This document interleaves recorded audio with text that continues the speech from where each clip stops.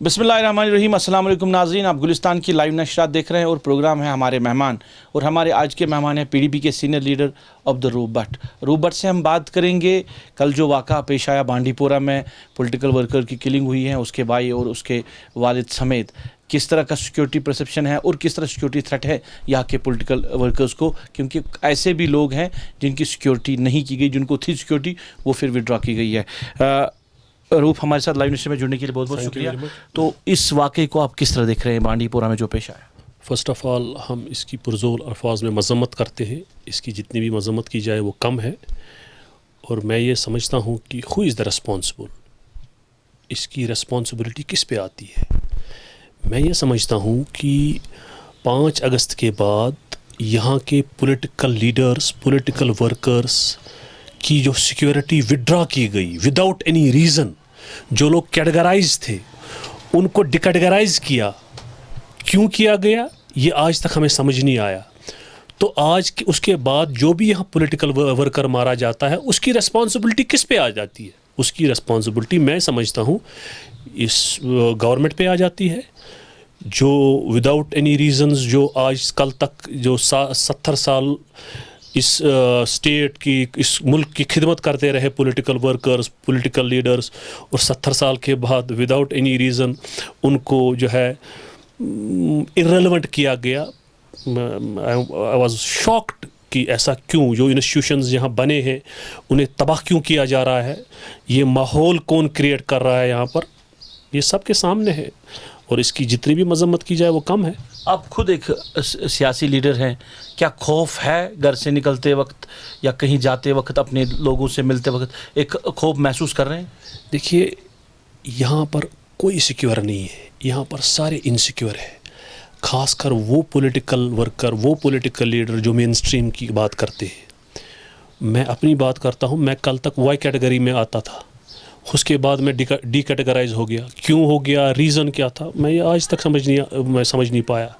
और ऐसे कितने भी पॉलिटिकल वर्कर्स हैं, ऐसे कितने पॉलिटिकल लीडर्स हैं जिनकी सिक्योरिटी, जिनकी सारे कुछ चीज़ें जो है विड्रॉ की गई और इर्रेलेवेंट किया गया। यहाँ के इंस्टीट्यूशंस को, पॉलिटिकल इंस्टीट्यूशंस को तबाह किया जा रहा है। उससे क्या होता है, यहाँ के यूथ दूर हो रहे हैं। एक ब्रिज था यहाँ का political worker, political leader, government और लोगों के दरमियान। उस ब्रिज को ही जब आपने ख़त्म किया तो रिज़ल्ट्स तो यही होना है ना। रिज़ल्ट्स तो यहाँ वायलेंस बढ़ती है दिन ब दिन। यहाँ तो हम समझ रहे थे कि 5 अगस्त के बाद सारा कुछ इनका ये था कि सब कुछ ठीक है। कितना ठीक है वो सबके सामने है। यहाँ कितने दिन ब दिन हालात ख़राब हो रहे हैं। मैं ये समझता हूँ कि इस पे गवर्नमेंट को संजीदगी से सोचना चाहिए, और जितने भी यहाँ पॉलिटिकल वर्कर्स है, पॉलिटिकल लीडर्स है, उनकी सिक्योरिटी जल्द से जल्द जो है उनको वापस देनी चाहिए। आपने कई बार बात की अपनी सिक्योरिटी के हवाले से या बाकी लोगों के हवाले से, एडमिनिस्ट्रेशन के साथ, यहाँ के इंतज़ामिया के साथ, तो क्या जवाब मिला आपको? बिल्कुल कुछ नहीं, वो इग्नोर कर रहे हैं। वो कहते हैं कि हम तक कुछ नहीं है, ये सारा कुछ मरकज़ी सरकार कर रही है।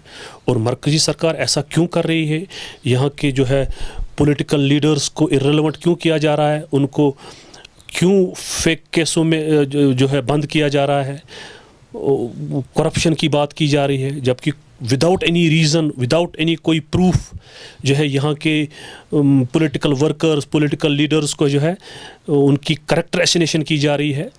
तो मैं इस पे बिल्कुल खुद भी हैरान हूँ कि ये जो 70 साल में जो यहाँ इंस्टीट्यूशंस बने थे, यहाँ 7 से लेके 12,000 पॉलिटिकल वर्कर्स मरे हैं।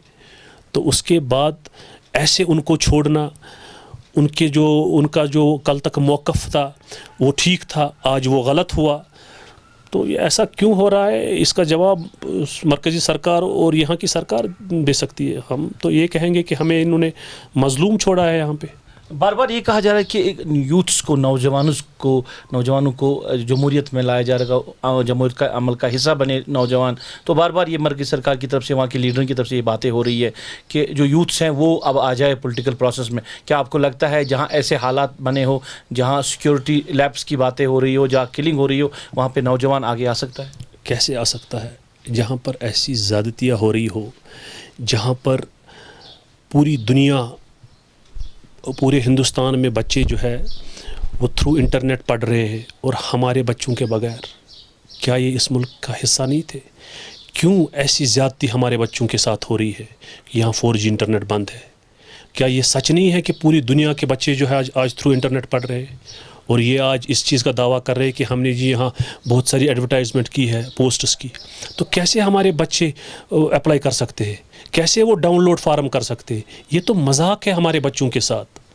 تو میں سمجھتا ہوں کہ اس پہ گورنمنٹ کو سنجیدگی سے جو ہے نوٹس لینا چاہیے، چاہے وہ سیکیورٹی کی بات ہے، یہاں کی یوتھ کی بات ہے، یہاں کی 4G کی بات ہے. ادروائز جو یہ دن بہ دن جو ہے حالات خراب ہوتے جا رہے ہیں، اور اس طرح ہم اپنی یوتھ کو اپنے سے دور کر رہے ہیں. تو جتنا آپ ان چیزوں سے ناانصافی کر رہے ہیں، ان چیزوں پہ فوکس کرنے کی ضرورت ہے.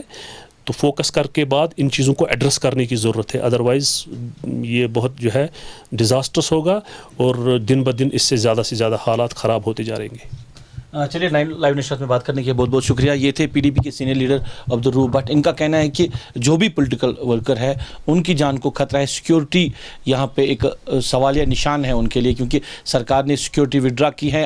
ہر ایک جو بھی کوئی یہاں کے پولیٹیکل پارٹیز کے لوگ ہیں، چاہے ریجنل پارٹیز کی ہم بات کریں، نیشنل پارٹیز کی بات کریں، جو بھی پولیٹیکل ورکر ہے ان کی سیکیورٹی لی گئی ہے، وڈرا کیا گیا ہے. تب سے بار بار اس پہ بات ہو رہی ہے، بار بار سرکار کی نوٹس میں لایا جا رہا ہے کہ سیکیورٹی پرووائڈ کیا جائے، کیونکہ ایک تھرٹ بنا ہوا ہے پولیٹیکل ورکرز کو. مگر ابھی تک نہیں ہوا. بانڈی پورہ میں واقعہ پیش آیا، پولیٹیکل جو لوگ ہیں، ورکر ہیں، انہوں نے دوبارہ سے آواز اٹھائی کہ ان کی جان کی حفاظت کون کرے گا جو اس پروسیس کو آگے چلا رہے ہیں. 70 سال سے جنہوں نے اس پروسیس کو آگے بڑھایا ہے، اب ان کی جان جو ہے وہ خطرے میں. ابھی کی لائیو نشریات میں بس اتنا ہی.